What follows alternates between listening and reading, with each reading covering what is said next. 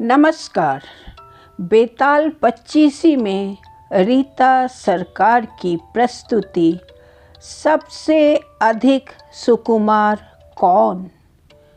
गौड़ देश में वर्धमान नाम का एक नगर था जिसमें गुणशेखर नाम का राजा राज करता था। उसके अभय चंद्र नाम का दीवान था। उस दीवान के समझाने से राजा ने अपने राज्य में शिव और विष्णु की पूजा, गोदान, भूदान, पिंडदान आदि सब बंद कर दिए। नगर में डोंडी पिटवा दी कि जो कोई ये काम करेगा उसका सब कुछ छीनकर उसे नगर से निकाल दिया जाएगा।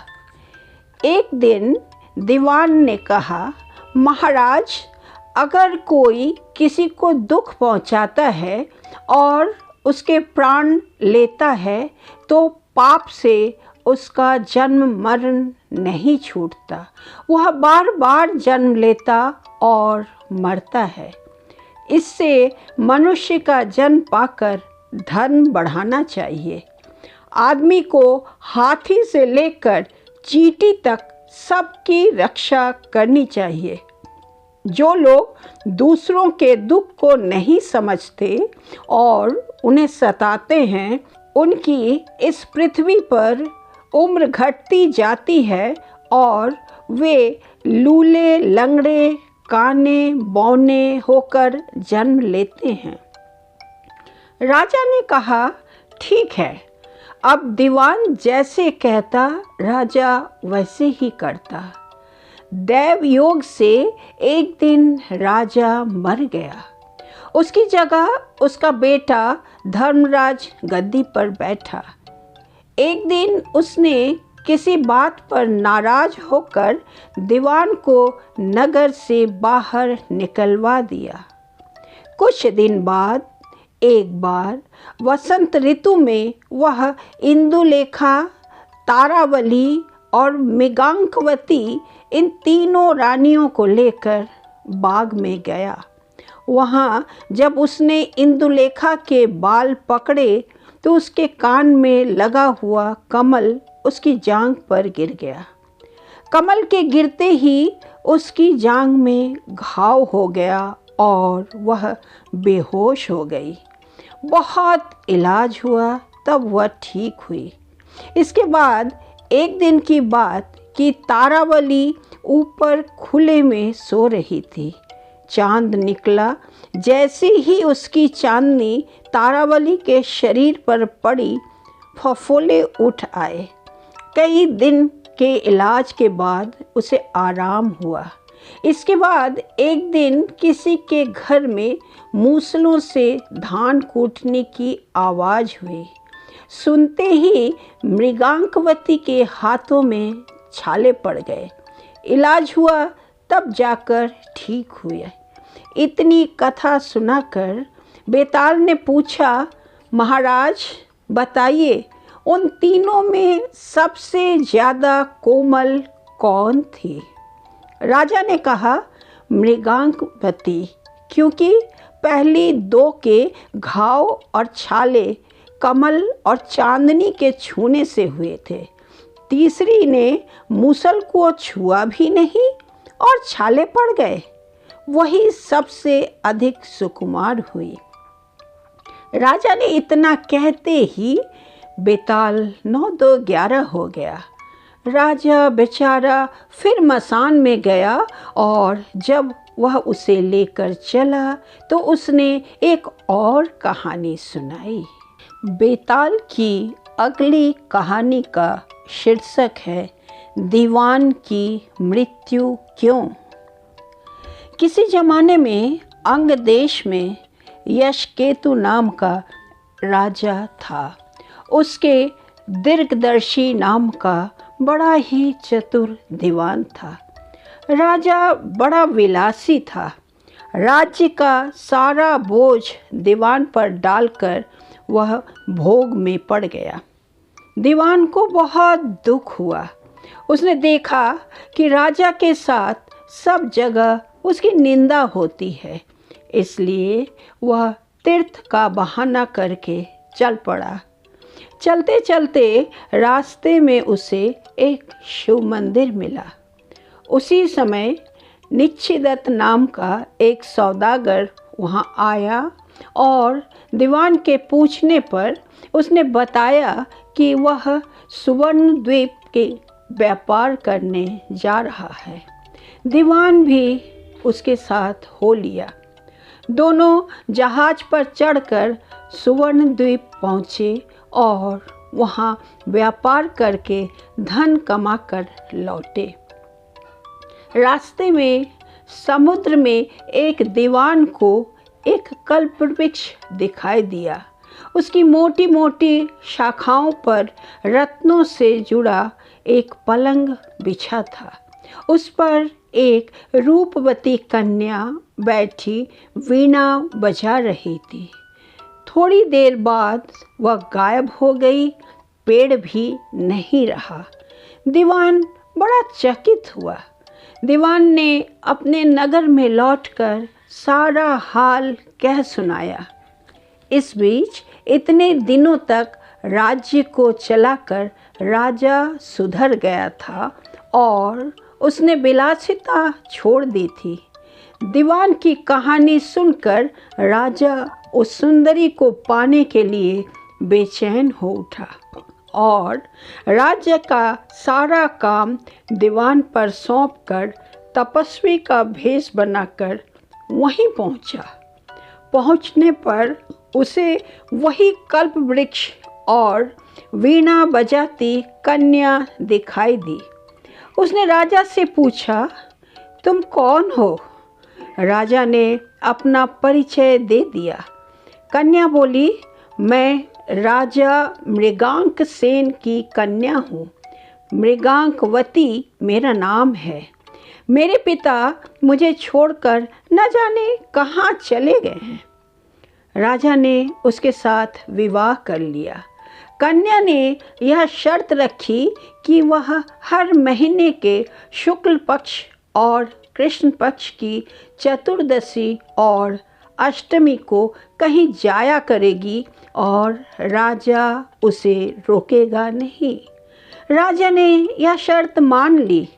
इसके बाद कृष्ण पक्ष की चतुर्दशी आई तो राजा से पूछकर मृगांकवती वहाँ से चली।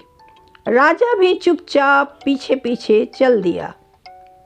अचानक राजा ने देखा कि एक राक्षस निकला और उसने मृगांकवती को निगल लिया। राजा को बड़ा गुस्सा आया और उसने राक्षस का सिर काट डाला। मृगांकवती उसके पेट से जीवित निकल आई। राजा ने उससे पूछा, यह क्या माजरा है? तो उसने कहा, महाराज, मेरे पिता मेरे बिना भोजन नहीं करते थे। मैं अष्टमी और चतुर्दशी के दिन शिव पूजा यहाँ करने आती थी। एक दिन पूजा में मुझे बहुत देर हो गई। पिता को भूखा रहना पड़ा।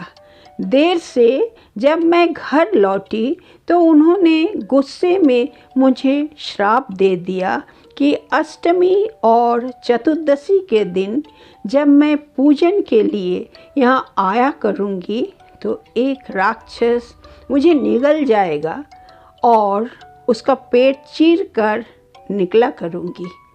जब मैंने उनसे शाप छुड़ाने के लिए बहुत अनुनय की तो वह बोले, जब अंग देश का राजा तेरा पति बनेगा और तुझे राक्षस से निगली जाती देखेगा तो वह राक्षस को मार देगा, तब तेरे शाप का अंत होगा।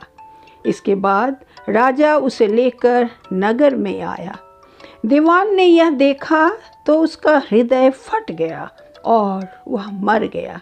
इतना कहकर बेताल ने पूछा, हे राजन, यह बताओ कि स्वामी की इतनी खुशी के समय दीवान का हृदय फट गया।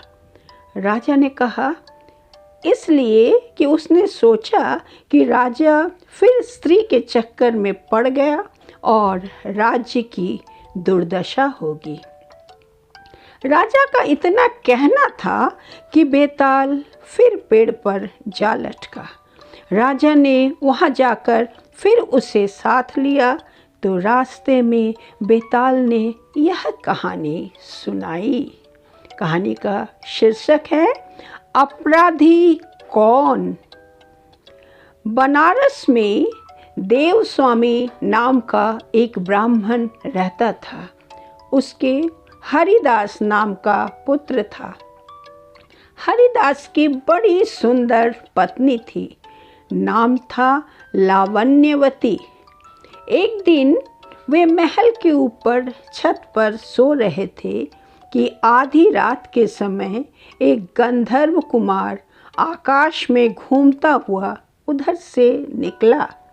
वह लावण्यवती के रूप पर मुग्ध होकर उसे उड़ाकर ले गया।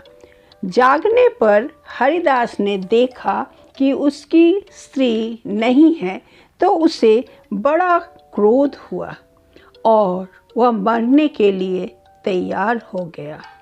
लोगों के समझाने पर वह मान तो गया, लेकिन यह सोचकर कि तीर्थ करने से शायद पाप दूर हो जाए और स्त्री मिल जाए, वह घर से निकल पड़ा। चलते चलते वह किसी गांव में एक ब्राह्मण के घर पहुंचा। उसे भूखा देख ब्राह्मणी ने उसे कटोरा भरकर खीर दे दी और तालाब के किनारे बैठकर खाने को कहा। हरिदास खीर लेकर पेड़ के नीचे आया और कटोरा वहाँ रखकर तालाब में हाथ मुंह धोने गया। इसी बीच एक बाज किसी सांप को लेकर उसी पेड़ पर आ बैठा और जब वह उसे खाने लगा तो सांप के मुंह से जहर टपक कर कटोरे में गिर गया। हरिदास को कुछ पता नहीं था। वह उस खीर को खा गया। जहर का असर होने पर वह तड़पने लगा और दौड़ा दौड़ा ब्राह्मणी के पास आकर बोला, तूने मुझे जहर दे दिया। इतना कहने के बाद हरिदास मर गया। पति ने यह देखा तो ब्राह्मणी को ब्रह्मघातिनी कहकर घर से निकाल दिया। इतना कहकर बेताल बोला, राजन बताओ कि सांप, बाज और ब्राह्मणी इन तीनों में अपराधी कौन है? राजा ने कहा, कोई नहीं। सांप तो इसलिए नहीं क्योंकि वह शत्रु के वश में था। बाज इसलिए नहीं कि वह भूखा था, जो उसे मिल गया उसी को वह खाने लगा। ब्राह्मणी इसलिए नहीं कि उसने अपना धर्म समझकर उसे खीर दी थी और अच्छी दी थी। जो इन तीनों में से किसी को दोषी कहेगा वह स्वयं दोषी होगा। इसलिए अपराधी ब्राह्मणी का पति था, जिसने बिना विचारे ब्राह्मणी को घर से निकाल दिया। इतना सुनकर बेताल फिर पेड़ पर जा लटका और राजा को वहाँ जाकर उसे लाना पड़ा। बेताल ने चलते चलते अगली कहानी सुनाई। यह हमारे अगले एपिसोड में। धन्यवाद।